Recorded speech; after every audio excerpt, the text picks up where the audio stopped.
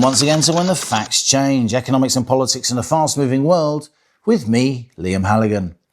In this episode, I interview Robert Jenrick, one of the UK's most talked about politicians. Growing up in Wolverhampton, Jenrick was a grammar school boy who studied history at Cambridge, trained as a lawyer, and became a Tory MP in 2014. He rose fast, entering the cabinet as Housing Secretary under Boris Johnson 5 years later, before serving as Immigration Minister under Rishi Sunak. After the Tories lost the 2024 election, Jenrick ran Kemi Badenoch close in the ensuing Conservative leadership contest.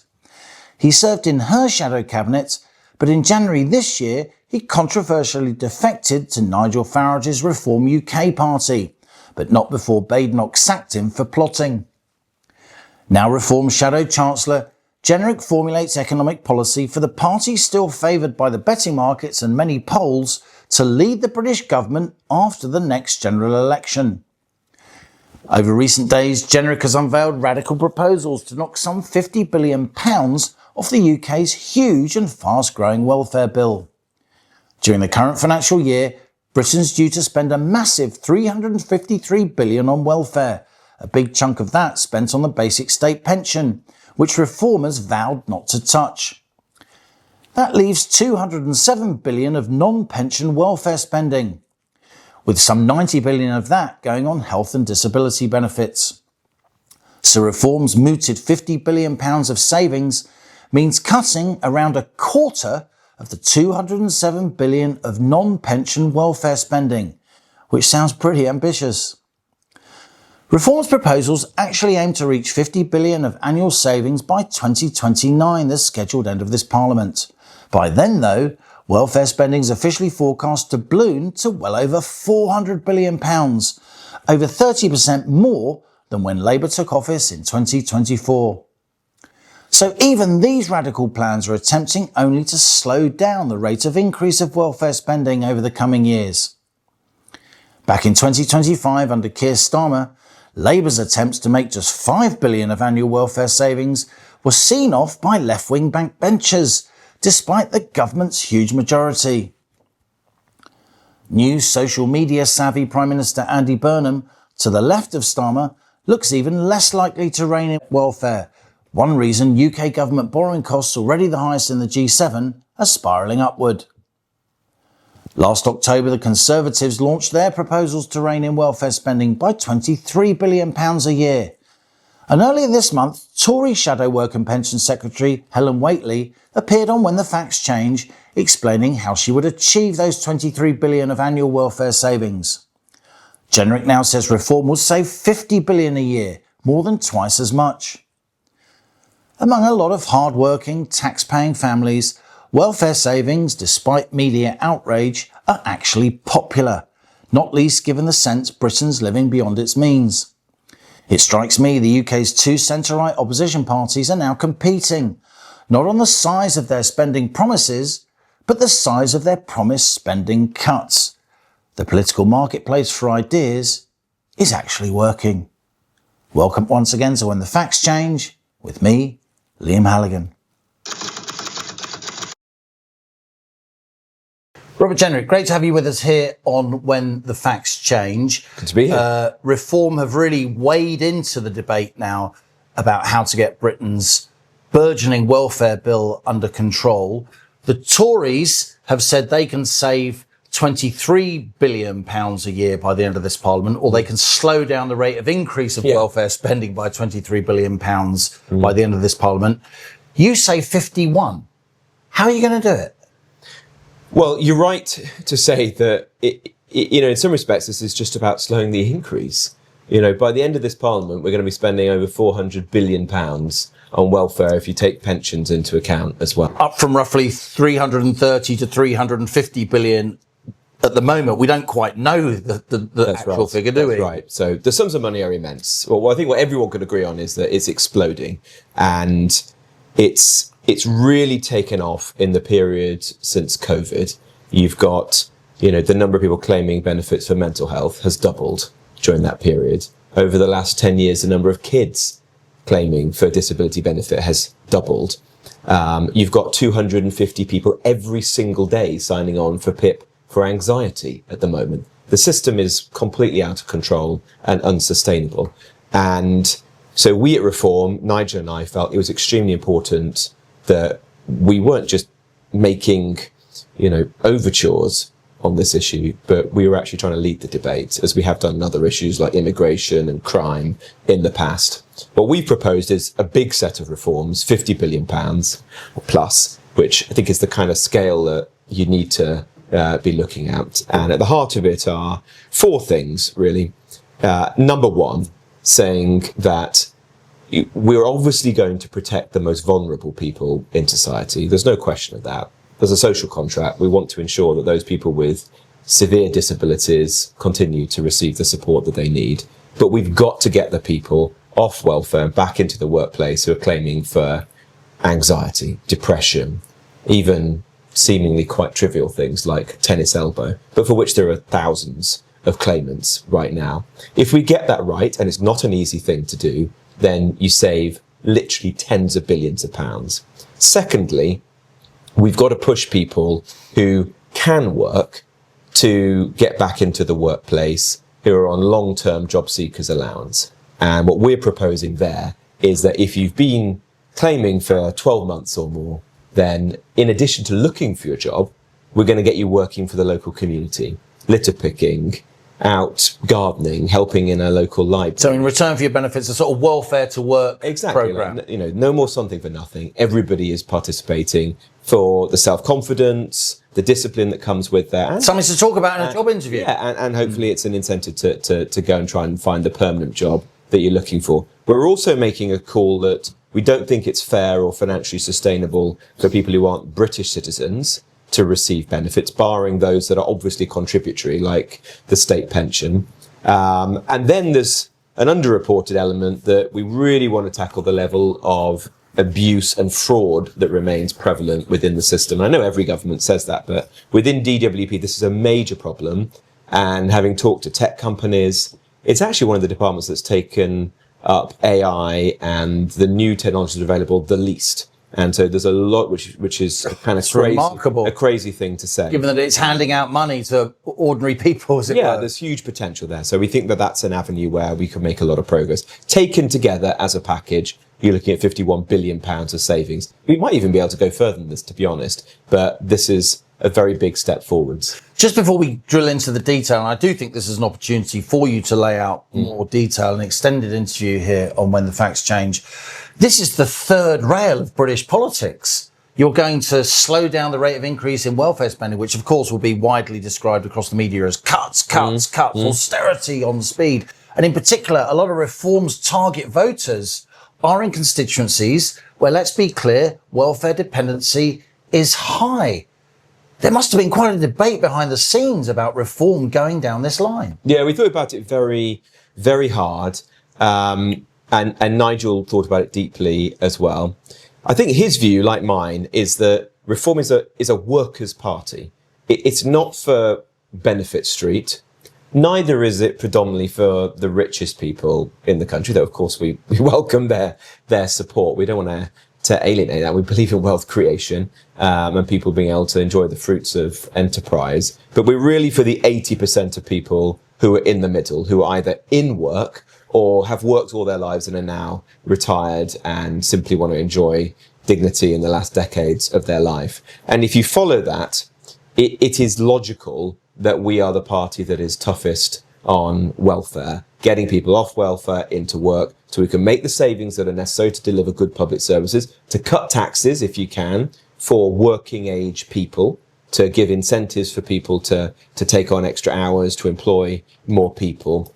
The other thing that, as a group of MPs, we concluded was that even in the most reformed constituencies in the country today, the people who are voting for us are not welfareists. Yes, many of them are at the lower end of the income spectrum, and many of them are, some of them are on benefits. But because they are the closest to other people who are on benefits, they're also often the people who are most angry and frustrated by those who are taking advantage. They see new cars on the driveways. They see them taking foreign holidays. They see the Sky dish that they can't afford. Yeah. if you are in, without being, stereotypical, but if you're in, some posh part of Surrey and you're a member of Parliament representing those areas, then maybe you don't quite appreciate that in the same way that Lee Anderson would do in Ashfield or Nigel would do in Clacton. But our voters are the neighbours of the people who are taking the mickey. I represent Newark, which is a town where incomes are not high. The principal employers are distribution centres, food factories, things like that. Quite tough jobs where people don't make a lot of money. And if you're getting up at 6 o'clock in the morning, take the kids to school, then go and work at a distribution centre, and you see the curtains closed next door, there's a Motability car on the drive. If you think those people are not actually disabled or they don't have a good reason to be claiming benefits, you're pretty angry about that, aren't you? And you want to see real change. And so it feels to me there is a misunderstanding of Reform voters and the sentiment of people out in the country by some people in the media and political class who are just not as close to what's really happening on the ground in these communities as I'd like to think Reform MPs and councillors are. Let's drill down then. How are you going to, in detail, rein in the entitlement that there is to the so-called PIP? Well, we've designed a new system. I should just say, this has been the product of about 6 months of work. When I first took on the role as Reform's economic spokesperson, I said we would do this. We went away and did it. And in fairness to you, quite a lot of, serious independent economists, welfare specialists have said this is a serious piece of work. This is not back of the fag packet stuff. No, it's not. We published a 50-page document. Frankly, we could have published a much longer one, but, I don't know how many people read the 50-page one, so we didn't want to publish a 100-page one. But it has, broadly speaking, been well received by think tanks, by people who used to work in the system. I think even the IFS were, I think it's fair to say, kind of the best kind of neutral on it. They didn't. The Institute for Fiscal Studies, not known as friends of the centre-right of British politics. In fairness, they didn't. But very expert. They're very, very knowledgeable. Yeah. They didn't pick, holes in it. They kind of accepted that it was broadly fair in its analysis. The system that we've designed has 3 components to it. Firstly, and this is a genuinely novel idea for the UK, we've said that if you're someone who is sick and it's a short-term or temporary issue, then instead of immediately going onto long-term disability benefit, we should have a different system. So you break those 2 things. You're not immediately consigned to the kind of scrap heap, if you like, but you go onto a system where you retain a very close link to your employer. In fact, your employer is taking out an insurance policy which pays for your disability benefit. This is based on the Dutch model, right? This is based on the Dutch model. So at the end of your statutory sickness pay, for the remaining period up to 2 years, so for 18 months, it's your employer who is funding the disability benefit, the money that you're living off during that period. And this has a number of incentives. Firstly, it encourages the employer to treat you well when you are in employment, because they have an incentive. They'll get lower insurance premiums if fewer of their staff end up going off sick. And so if you're, say, in an industry where people may get physical challenges, like, I don't know, you're in forestry or mining or heavy industry, then there's an incentive for them to look after you better. Maybe if you're in a more of a desk job, there's incentives for you on things like mental health and so on, because so many people are leaving the workplace for those conditions. When you do get signed off sick, it gives the employer a strong incentive not just to forget about you, but to stay in touch with you, to put in place procedures, maybe to go above and beyond what the state would organise for you, to try and help you back into the workplace. And there's also an insurance company involved who has the biggest incentive of all, because they don't want to pay for 2 years worth of benefit. So they have an incentive to find the best in class providers to help you back into the workplace sooner, to reduce the cost to them. Just to be clear, Robert, the employer will be in part compensated. I can't see from your plans to what extent. Will be in part compensated for the cost with reduced national insurance payments for the rest of the workforce. Is that right? That's absolutely right. So you said in your speech, sorry to be pedantic, you said in your speech, it should net out for the employer. So there should be no net cost to the employer, but there may be at a time when burdens on employers, the new employment rights bill is coming in, where we've already had a £25 billion annual increase in national insurance contributions. Aren't you asking a lot of our employers? Well, it's important to me that this doesn't cost the employer anything. So what we've proposed is that there's a commensurate reduction in employers' national insurance. In the same tax year. Because for a lot of small businesses, it's all about cash flow. You're absolutely right. In the same tax year, we've estimated that would need to be 0.2% reduction in employers' national insurance. I said in answer to a question on Monday that if I'm wrong about that calculation, then I'd be very open to going further, because I don't want employers to be out of pocket for doing this.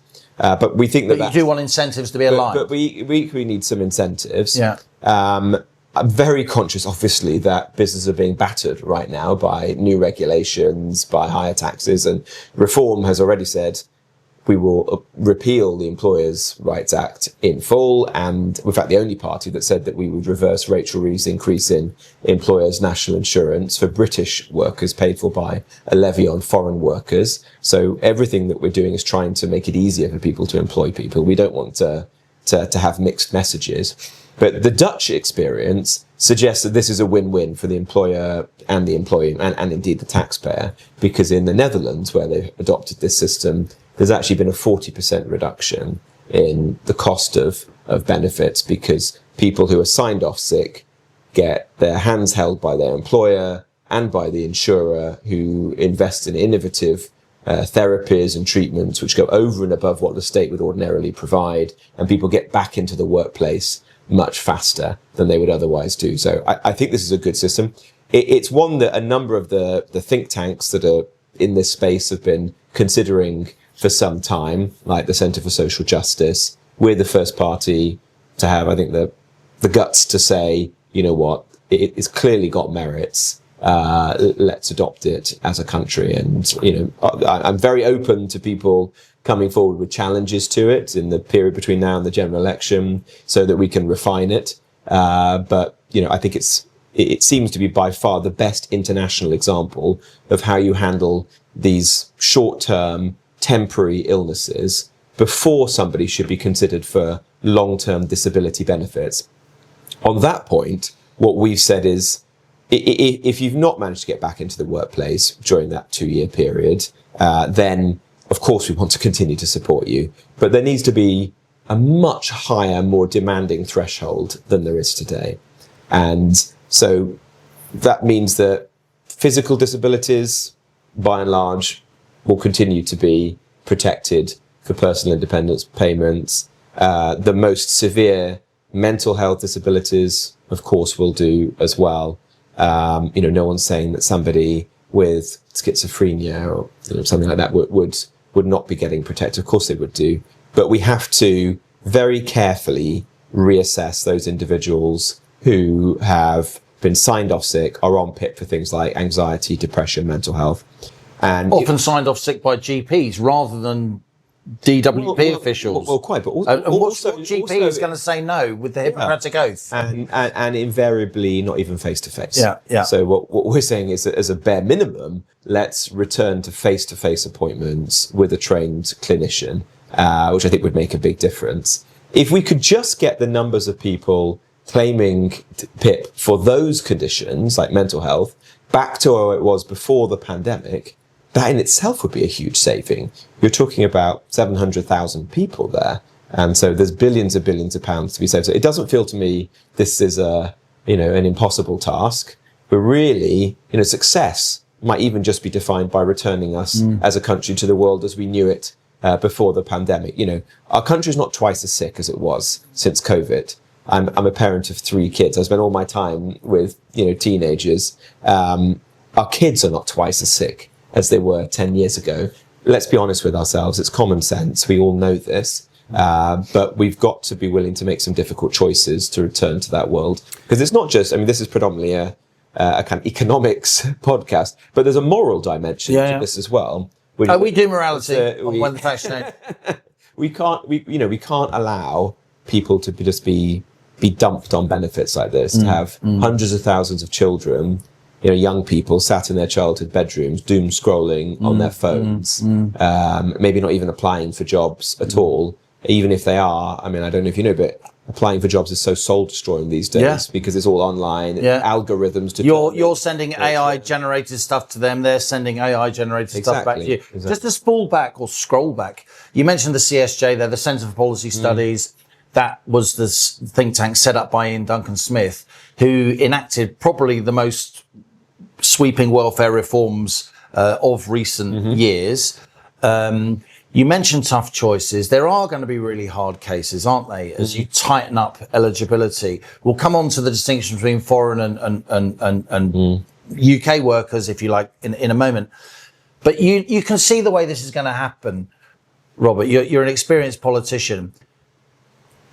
If and when you implement these reforms, if and when you win an election, there will be hard cases. The BBC and others are going to seek out the really tough, on the margin cases, because there will be lots of them around some kind of threshold.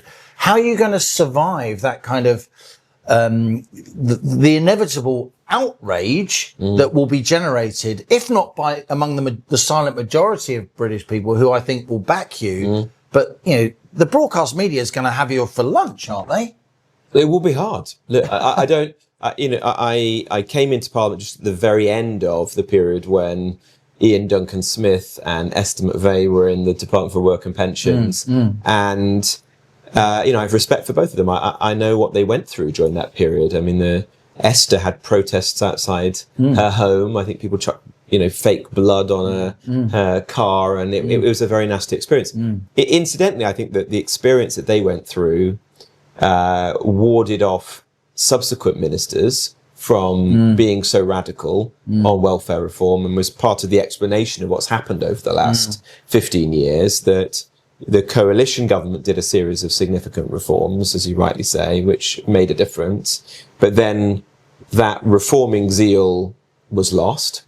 And then post-COVID, the ministers who followed really just took their foot off the pedal and enabled or allowed the system to completely explode, and all of these appalling consequences, economic and moral failures, to take hold.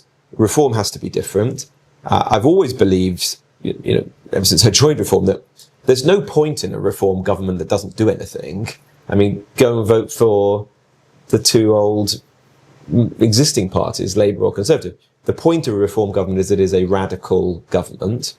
That doesn't mean that it shouldn't be careful and competent in everything that it does. And this is one of those areas where that's particularly true. You've got to think very, very carefully through how we do this so that it is always fair and compassionate. We don't make mistakes, or at least we try to avoid those as much as we can. But we have to run towards some of the big challenges facing the country, because, as you know, if we don't do this, the country will continue to be on a course effectively towards bankruptcy, where there's a high chance of some kind of financial crisis, fiscal crunch in the years ahead that might be under Andy Burnham or might be under a Reform government if we didn't make these steps to avert it. Millions of our fellow citizens will be parked on welfare, ruining their lives and those of their kids, and we all know the harm that it is. My dad was made redundant when I was a child, and I remember what it's like having a proud person suddenly sat around the house that we weren't used to seeing, and the damage that does to people if it turns into something that lasts for months or even years. I don't want that for millions of other households across the country. And it's only if we do these things that I could, in all conscience, stand up and say to the British people, well, I'm going to cut your taxes. Because no one would believe me if I hadn't set out credible savings.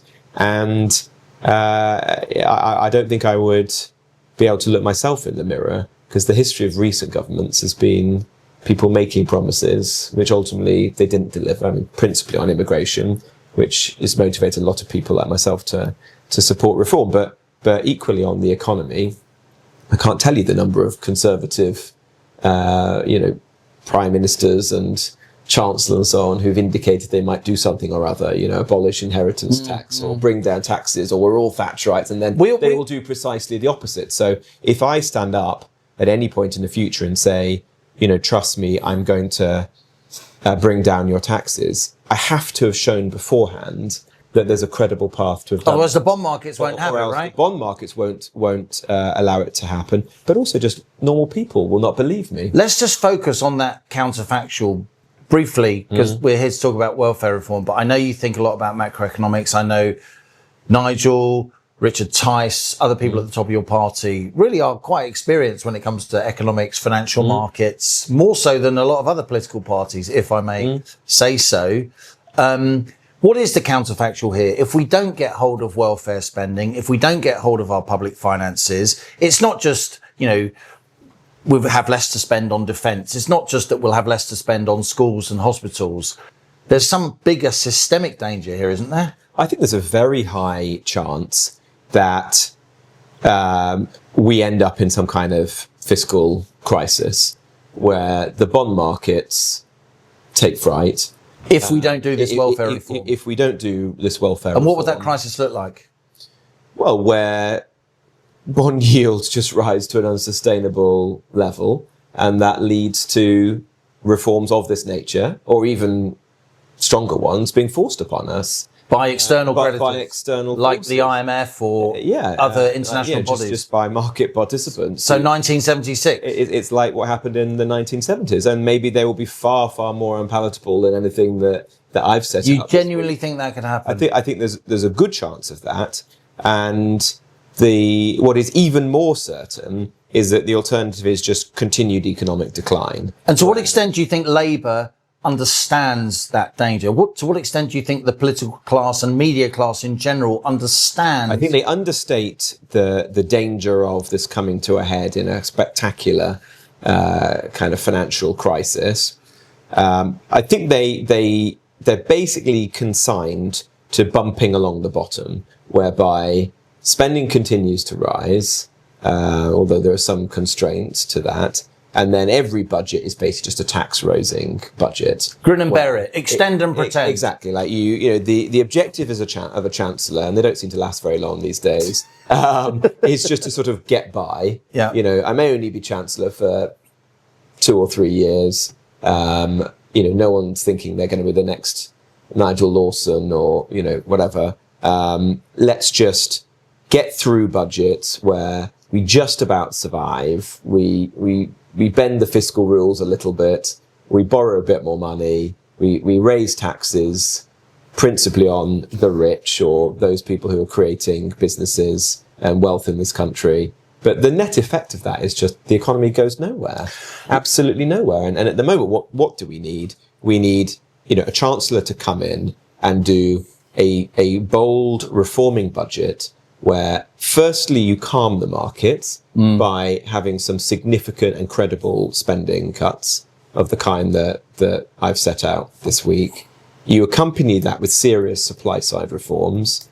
To get the growth moving. To get growth going. Lower regulation, a different energy policy, help people build things in this country, and preferably some well thought through tax cuts to reward working people and the wealth creators in this country. But the three have to go together. It can't be like Liz Truss 2.0. You've got to have the tax cuts accompanied by larger and, most importantly, credible spending cuts. I want to ask you why your plans are so different from the Conservatives. Maybe you could include in that just a little bit of the personal stuff.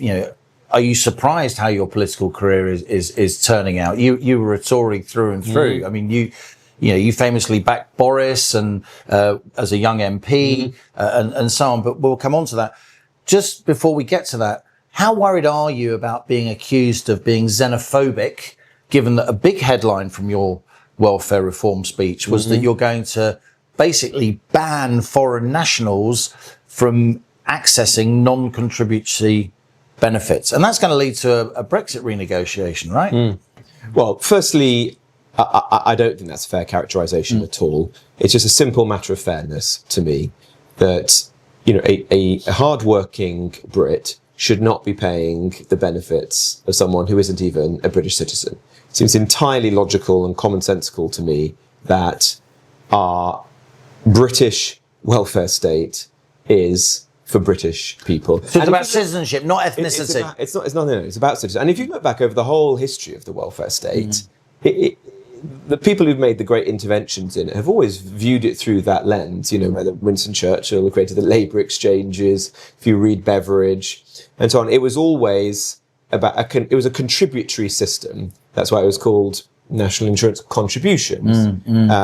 It's the National Health Service. It was always about a bargain between society and the individual, whereby a British person puts in, they contribute by working hard, paying their taxes, and then if they find themselves in the tough times, then they get support and security as a result. We just simply cannot offer that to the world and its wives. There's a lot of blue. What's happened in there's a lot of blue labour in what you're saying. You sound a lot like my dear friend, the late Frank Field, of course. One of the most important welfare thinkers in this country. I love Frank Field since Beveridge. Well, I see that as a compliment. I loved Frank Field. I thought he was a great man in many respects, and he thought very deeply about this, and incidentally, he had a genuine concern for working people and for those who were finding life hard. He knew that in Birkenhead, where he represented, where there were very high levels of poverty, but he didn't think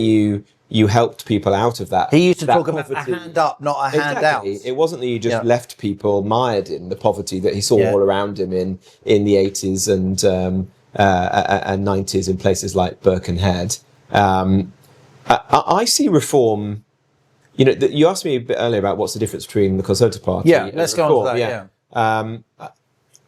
And I hope you don't mind me saying this, but I admire Margaret Thatcher as much as anyone else did, in the sense that she took a country that was in a mess similar to the one we find ourselves in today in the 1970s and turned it around. She saved the country from socialism. She did so many important supply side reforms. But I think Reform is a post-Thatcherite party, in that we don't just look back at that period for the solutions of today. We think the challenges of today are different. They require different solutions. And we understand that although there were great successes in that period, there were communities that were left behind, and there were deep and long-lasting scars from some of those changes. I mean, I grew up in the Black Country, the area around Wolverhampton, in the 80s and 90s, which had rapidly deindustrialised. My dad worked in a foundry in Bilston, which is now long gone. And, that was a foundry that had made the cannons for Wellington's army. And it basically just disappeared over the course of chain-making country back in the day, wasn't it? That's there's still some light industrial work going on in those places, but nothing compared to what it was even when I was a child. And so Reform, I think, is a different party to the Conservative, in that we understand the concerns of working people. We want to provide them with security. We want to have a thriving economy. But we understand there will be balances to be found in that. We're not afraid, for example, to have a slightly more interventionist attitude on the economy. Which is less Thatcherite than it is than Blue Labour, as we said. So how are you different from the Tories? What do you think of the Tories' plans to save 23 billion compared to your plans to save or lower the rate of increase by 51 billion? I mean, I have to say that I think is it just that you mean it and they don't mean it, or is that what you're saying? Well, I think they don't really have a very detailed plan. I mean, in honesty, they published a plan which was 2 or 3 pages, and I sometimes feel Reform, understandably because it's a new political party, is subject to a much higher degree of scrutiny than the Tory party is. But journalists didn't really probe how little there was behind it. It really was paper thin. We've gone away and done a much bigger piece of work, come to a much larger saving, been willing to take some very difficult choices, which I think the Conservative Party has not thus far been willing to do.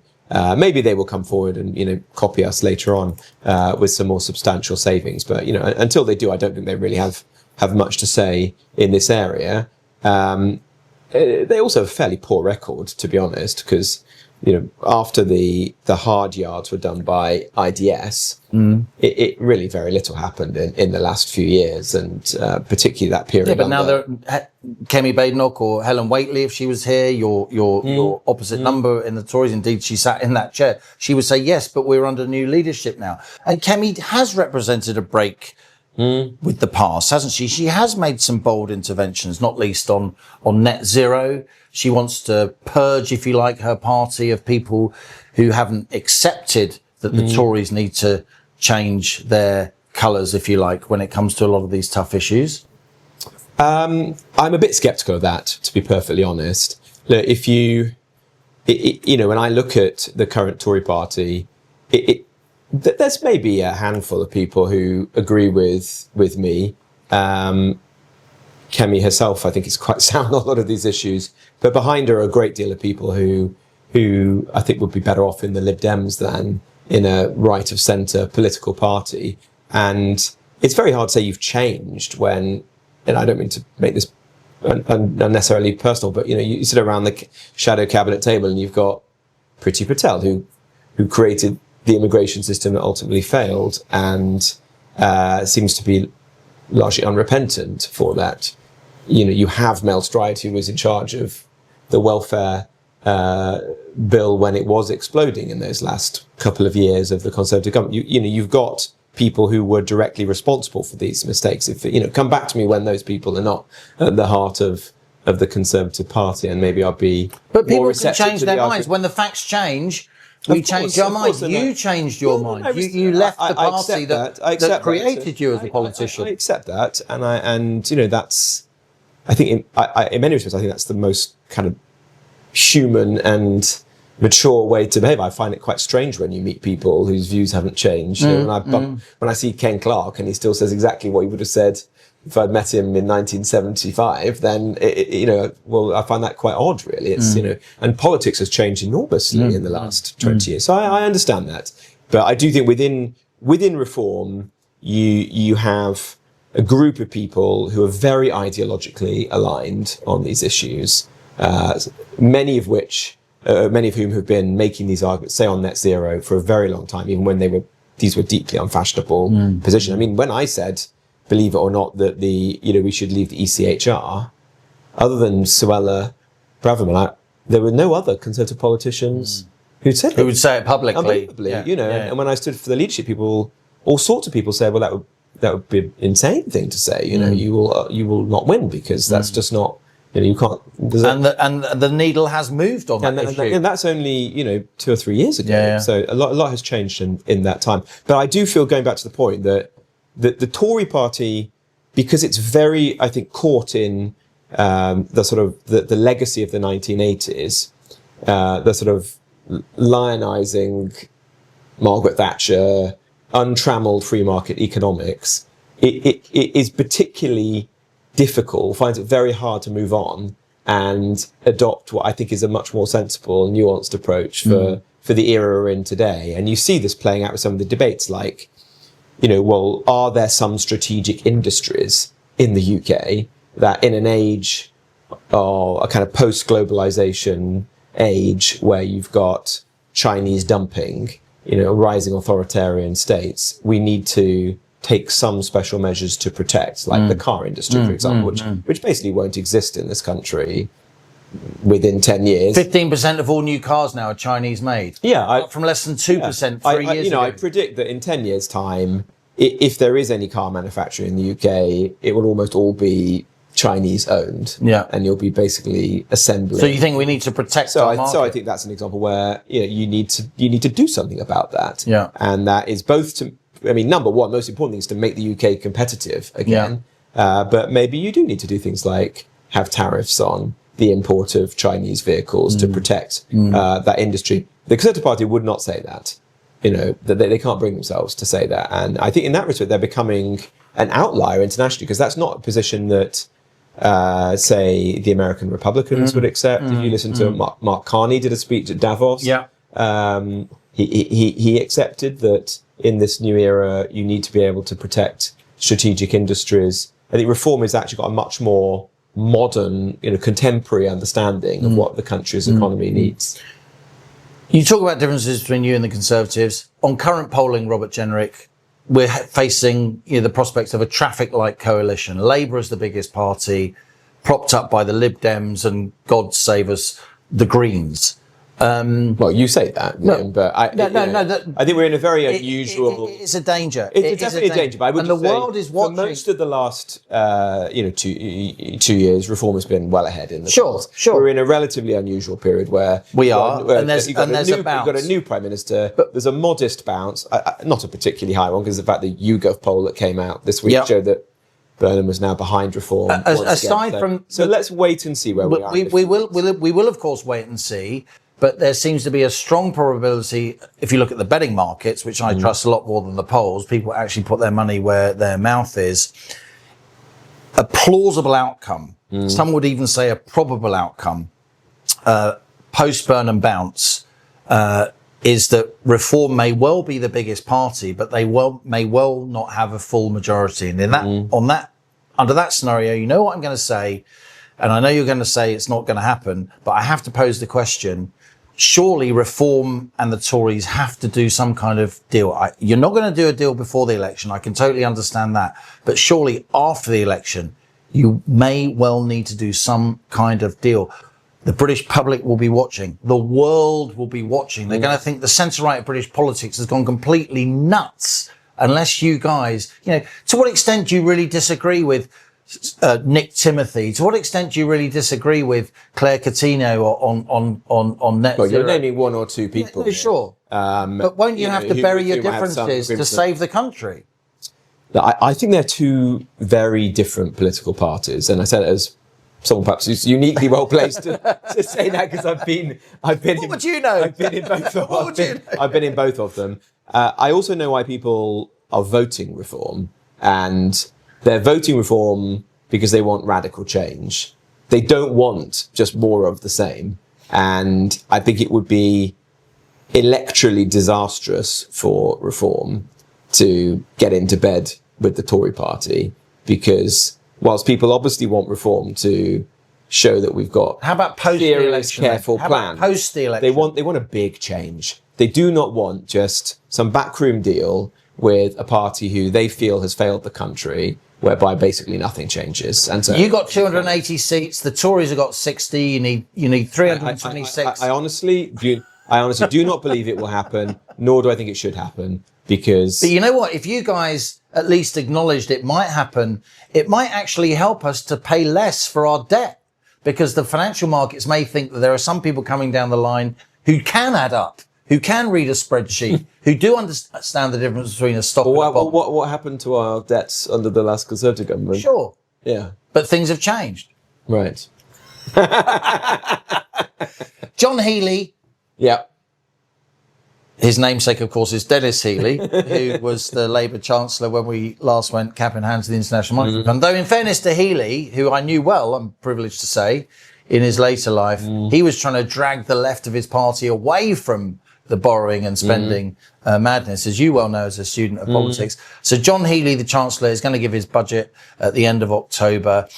How worried are you that Labour won't have learned any of the lessons of the last couple of years? Since they came in, since that national insurance rise, we've seen endless falls in the number of people employed in this country, payroll employment. We've seen big increases in government borrowing costs, far bigger than other increases in government borrowing costs in comparable G7 countries. We've seen the tax burden soar, and it's going up even more. What do you think John Healey should do, and what do you think he'll end up doing in a nutshell? Well, firstly, I'd say John is a good man who I know well and like. But I think the signs are bad, because we saw this week that Number 10 have taken economic growth policy off the Treasury and subsumed it into their own operation. So it doesn't suggest that he's going to be a strong Chancellor. It feels like he was selected because he was a reassuring figure, but one who's basically going to do what Andy Burnham wants. And which is more borrowing and spending. Which, as far as I can tell, is more borrowing and spending. Won't that end in financial disaster? So that's going to end very, very badly. Andy Burnham is already throwing out these kind of sweeties to people. He's positing much bigger things than that, like reforms of social care, for example, which will cost tens of billions of pounds. He's mooted all manner of different tax rises before he was Prime Minister and knocked all of them down since. So it feels to me we're on a course for ever higher taxes, ever more borrowing, and not actually taking on the core things. If you were a strong Chancellor today, what would you do? You'd announce serious welfare reforms of the kind that we've set out. You would begin an entirely different energy policy to try and make the country more competitive again, which means signing off all the oil and gas projects, accepting that gas is here to stay, changing the subsidies for renewables, going for new nuclear as hard as you could. You would reform the labour market by scrapping the Employment Rights Act to make it easier for people to employ people. You'd begin to unwind some of the very harmful tax increases, like the employer's national insurance rise that's happened. And you try to instill some hope and optimism in the economy by giving people reasons to set up businesses. Rich people like non-doms want to come back to the UK and invest again in the country and improve our reputation internationally. Because I do think part of the role of a chancellor is like the salesman for the country. It's not, you get these chancellors who, kind of spreadsheet Phil characters as they get. Phil Hammond, former Tory Chancellor. The Grey Cardinal. Actually, was a very nice person. But, you need a chancellor to be a bit different than that, don't you? You've got to have, in this moment anyway, you've got to have a chancellor who actually believes in the country and can sell it on the international Some stage. people would say, Robert Jenrick, I put this to you, that a serious chancellor would say we can't afford the triple lock on pensions. The state pension goes up each year by the growth of earnings, inflation, CPI inflation, or 2.5%, whichever is greater. The cost of the triple lock is going to be 16 billion pounds a year, just the triple lock by 2030. Over half of welfare spending is the state pension. Surely young people across the country are crying out, yo boomer, the old are taking all the money. Why won't you face up to that? Well, I'd say two things. Firstly, although it is undoubtedly an expensive policy, estimates vary, but it costs 15 or 16 billion pounds per year. It's 2% on the basic rate of income tax. There is a lot of waste out there which needs to be rooted out. Come back to me once we've stopped giving foreign aid to rich countries. We've got rid of the net zero subsidies. We've taken 50 billion pounds out of the welfare budget. Once we've done those things, then let's have a debate about it. But I'm not going to go and say to a pensioner, so it could happen, who's paid it. It could happen. No, I've committed to it for the next parliament. Yeah. But my point is, I'm not going to go and say to a pensioner who's worked their whole life and paid in that you have to give up something when we haven't even tried to cut out tens and tens of billions of pounds of waste, which should obviously be the first port of call to improve the state of the public finances.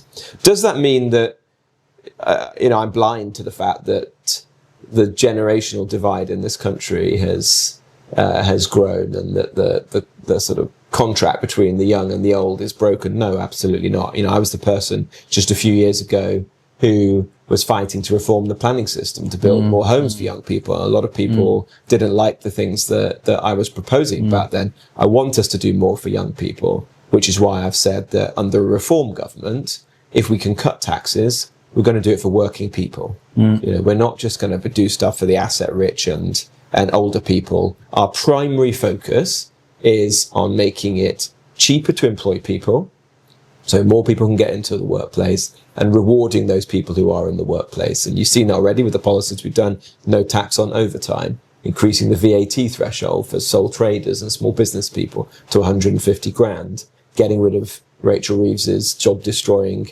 increase in employers' national insurance. That gives you a sense of my priorities, and they are different priorities to the Tory party or the Labour Party. If I was Chancellor, I'd like to be judged on the way I've treated working age people, predominantly at the lower end of the income spectrum. Reform is on their side. We're a workers' party, and that's what we need to define ourselves as. Final question, Robert Jenrick. I've got a few questions after this from When the Facts Change subscribers, if we may. But final question, how is your relationship with the Conservative Party now? Do you want a relationship with the Conservative Party? Do you want a relationship with Kemi Badenoch? Have you spoken to her? A lot of people are wondering, since you left the party. I bumped into her and we said hello. I've still got friends in the Conservative Party. Look, there are good, decent, patriotic people in all political parties, you know, Conservative and Labour. And there were people who I was friends with before I left and I hope to be friends with for a long time to come. But I think this is a sort of divide between people in politics. I didn't join a political party or become a member of parliament for a social life. You know, I never viewed the House of Commons as somewhere where I just wanted to hang out in, you know, the bar or the members' tea room and or go to the gift shop and buy. It's a very nice gift shop. Things. Handy just before Christmas. Well, my family have had enough of all that stuff now. I've been doing this for too long. I've exhausted everything that I could have bought them.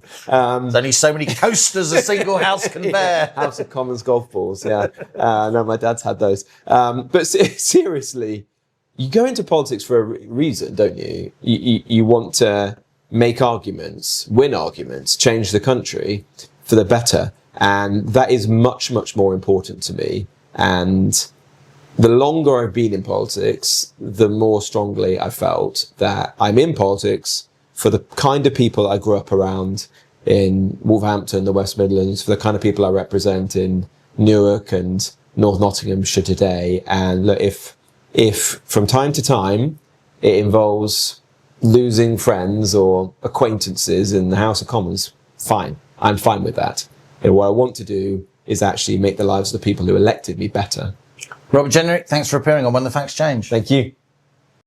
Thanks for joining When the Facts Change, economics and politics in a fast-moving world with me, Liam Halligan.